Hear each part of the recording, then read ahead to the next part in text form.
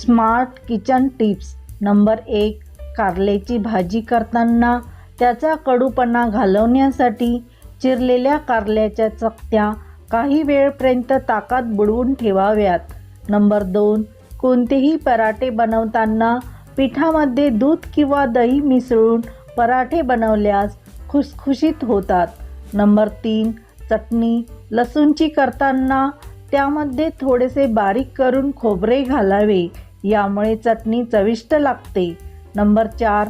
स्वयंपाक करताना जळलेली भांडी साफ करण्यासाठी त्यात अर्धा चमचा रांगोळी आणि भांड्याचे साबण किंवा लिक्विड टाकून भांडी घासा, स्वच्छ होतील.